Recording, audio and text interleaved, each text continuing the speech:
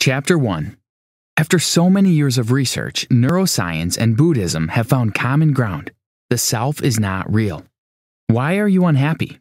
Because 99.9% of everything you think and everything you do is for yourself, and there isn't one. Wei Wu Wei.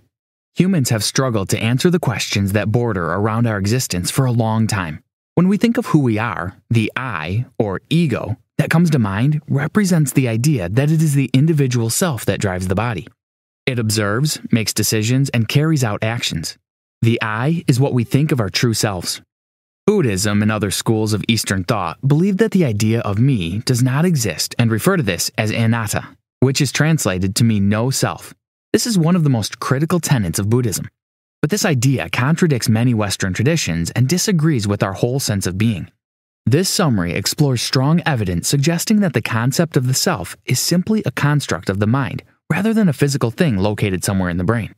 So, whether you're keen or skeptical about yoga or mindfulness, you'll discover that the self, as you know it, is created by your thought process and doesn't exist independently.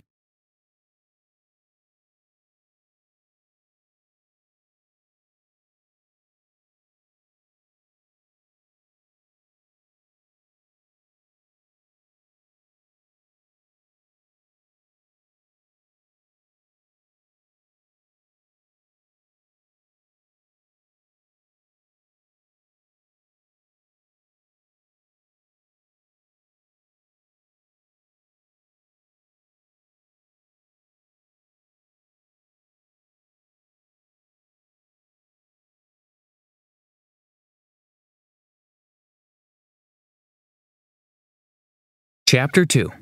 Our thoughts steadily create the illusion of a continuous self, and this illusion is the root of all human suffering. More than 2,500 years ago, Buddha asserted that the self is fictional, and this belief can also be found in the foundational text of Taoism, which was written a long time ago. Western philosophy, on the other hand, does not believe this, as is evidenced by the many theories scientists have propounded. Popular among these is a saying, cogito ergo sum. I think, therefore I am. Formulated by René Descartes in the 17th century, these words further assert that humankind is defined by thinking. Dr. Michael Gazzaniga was part of a group that performed a surgery that revealed the functions of the left and right sides of the brain, and laid the groundwork for the idea that the self doesn't exist in the way that we think it does. The brain has two minor halves that each specialize in certain types of tasks and are in constant communication. Research by Gazzaniga determined that the right side of the brain created explanations and reasons to help make sense of everything, while the left brain acted as an interpreter for reality.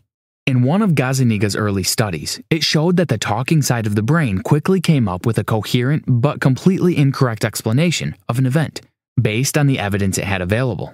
Even though the left brain interpreter is always on and cannot be turned off, once we become aware of its constant interpretations, a new awareness of ourselves and the world begins. Chris Neibauer. Dr. V.S. Ramachandran, a neuroscientist of the 20th century, also conducted experiments and determined that the left brain always gave interpretations to different situations, but it had little regard for reality in doing so. The truth is that your left brain has been interpreting reality for you your whole life, even if it is usually incorrect. So, when something happens to you, it interprets it in a way that seems right. Neuroscience has been able to locate the physical centers for language, compassion, and for many other mental processes, but it still hasn't found a center for the self. Chapter 3. The brain is capable of perceiving and interpreting patterns that exist even if it does not correlate with reality. The left brain interpreter uses language and categorization as its two primary tools. The left brain is the dominant center for language and includes the inner speech we use when talking to ourselves, as experiments carried out on split-brain patients have shown. Language is simply a description of what reality is. It creates symbols, stories, or words that represent something else. All these, combined with your memories, create an illusion of the self that everyone identifies with. The left brain is also able to create categories. Categories exist because the brain creates differences and opposites of things that have been grouped based on a common feature. But just like language, categories ignore details and fall apart in places. What is important is to remember that categories are mental representations and can be very useful. For categories to exist, though, there has to be judgment to determine what goes into the different categories. To interpret is to judge. When does cold become hot or good become evil? When you realize that everyone can make a judgment and create endless categories, you can choose to no longer take interpretation seriously, since most of the time, the left brain ensures they're wrong. The left brain interpreter also creates a collection of categorical thoughts based on the ideas of wrong and right and mental models of how things are supposed to be, and groups them into likes and dislikes. All these form our belief system. But belief systems do not exist in the real world. They're just in your left brain. For instance, if you believe your religion is the best, this belief doesn't exist independently in the world, but in your mind at that moment of thinking. Eastern philosophy, Buddhism in particular, believes that we are not our thoughts and beliefs because regardless of your efforts, you cannot force a belief into existence. People die and kill for beliefs all the time because they don't realize they are just beliefs. They accept them as reality. Identity is merely a pattern of events in time and space. Change the pattern, and you have changed the person. Nisargadatta Maharaj. Psychology's first formal recognition of the pattern-perceiving part of the brain was due to the work of Dr. Hermann Rorschach, who created the famous ink blot test. A subject is presented with an ink blot and asked to say what they see in the image. While identifying patterns is a necessary tool to navigate the world, it is also true that it complicates what is perceived unnecessarily. By seeing patterns that aren't there, the mind creates stories that are not true, and this can lead to unnecessary suffering, anxiety, and depression. The self we think of as me is an illusion, an inference.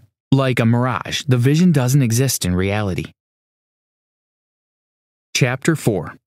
Everyone has the ability to use the right side of their brain instead of the left. This means we can all be compassionate and grateful human beings. In 1996, neuroanatomist Dr. Jill Bolt Taylor suffered a stroke that took her left brain's ability to function. After recovering from the injury, she reported that she could no longer perceive boundaries and didn't know the difference between good and evil. Her right brain felt contentment and gratitude instead. An excellent way to experience these effects of the right brain is to tune out the left brain. Even though the right brain processes are being carried out to some degree, we need to connect or identify with them. Everyone is capable of striking a similar balance, and that the world would be a better place if more people fostered their right brain awareness. Dr. Jill Bolt Taylor. The right brain takes a more global approach to what it perceives, and rather than dividing things into categories and making a judgment, it pays attention to the whole scene and processes the world as a continuum. It sees the big picture. One can become more conscious of the right brain system by practicing yoga because little thinking is required, so you feel good about moving your body. The practice of meditation also brings you into the right brain consciousness and improves attention.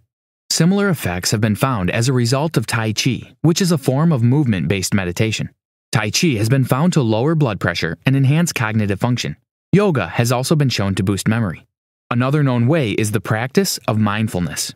Here, you are entirely in the present moment, observing everything happening in the world around you, along with the world inside you.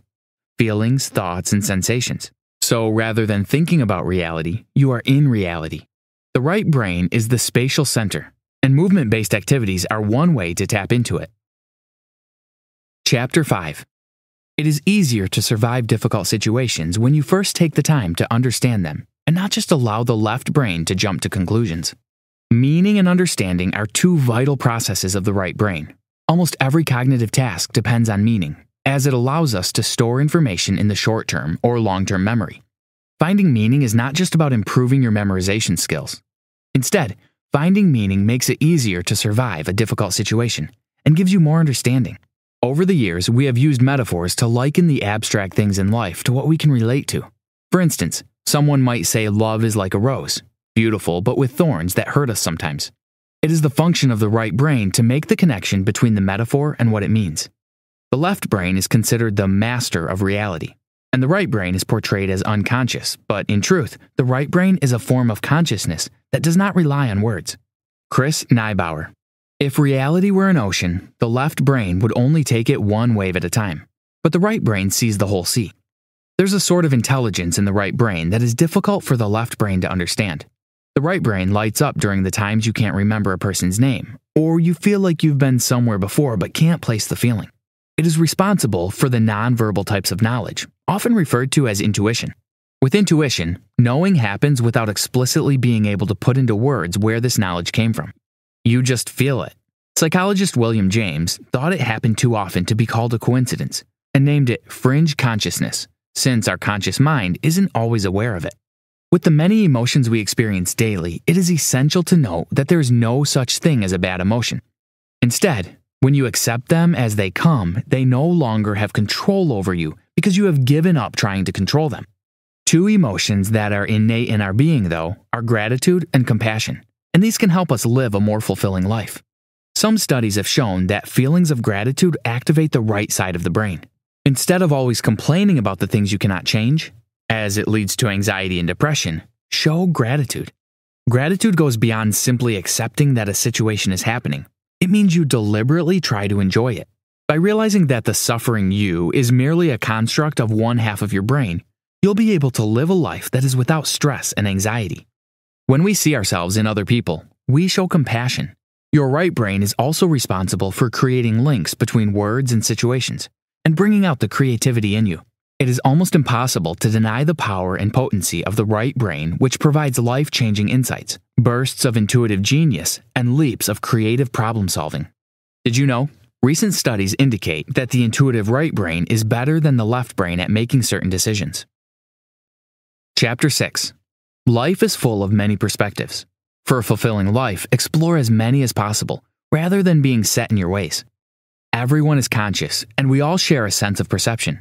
But this consciousness exists separately and differs across individuals. A researcher, Rupert Sheldrake, found that consciousness can be likened to a morphic field. A field is an invisible force that doesn't have the same properties that material objects do. In an experiment with animals, he pointed out that pets knew when their owners wanted to take them to the vet, or even when they were about to return home. Even on random days, pets still noticed when it was time for a trip to the clinic or when their owner forgot something at home. This suggests some connection between the pet and its owner. The idea that consciousness exists beyond the brain also explains the psychic or paranormal phenomena, because being able to sense information that lies beyond physical reach means that consciousness exceeds physical confines. Despite technical advancements in research, the neuroscience community has still not been able to locate consciousness in the brain simply because it is not there to be found. Rather than existing in the brain, consciousness arises from the brain tapping into a larger field of awareness. Seeing one thing at a time is a necessary and useful process, but it is fundamentally dependent on the larger vision taking place in the right brain. Chris Neibauer. Life is full of many challenges and many choices, and it is up to you to continually choose the things that'll make your experience more satisfying. You can choose to keep your identity and play a role in this modern world. This means that sometimes you win and other times you lose. This perspective views life as short, sees death and disease as the enemy, and strives to win at the things that matter to you. This is the choice that many people have made.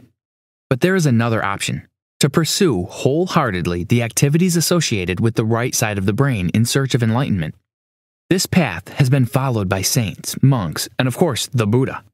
Meditation, mindfulness, yoga, prayer, gratitude, and maintaining a focus on compassion are all great ways to start living in this perspective.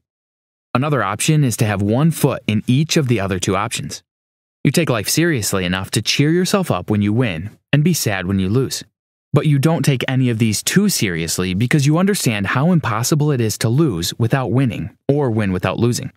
No matter how you choose to play the game of life, the most important thing to note is not to take the things that happen to you too seriously. They'll pass. Conclusion. Everything will come all right for you in the end. Ramana Maharishi. Life is a game, and everyone is a player in some capacity. The choices you make determine just how long you stay in the game. As an adult, you'll always have so many things competing for your attention and so much to deal with at any given time. Your ability to approach situations with calmness depends on how well you can tune out your left brain. The left brain has had everyone believing that we possess a stable, continuous self for a long time. But as you now know, this is an illusion. Everything is constantly changing, and to enjoy life, you need to be willing to change as well. Be quick to notice the things that no longer work out in your life and let them go instead of holding on to them for longer than necessary. Try to live a life that is more satisfying and beneficial to the people around you. You can explore the right brain consciousness by engaging in Eastern practices such as meditation, yoga, prayer, and mindfulness. Try this. Take note of how many times you complain daily, and for every time you complain, counter it with a thought of something you are grateful for.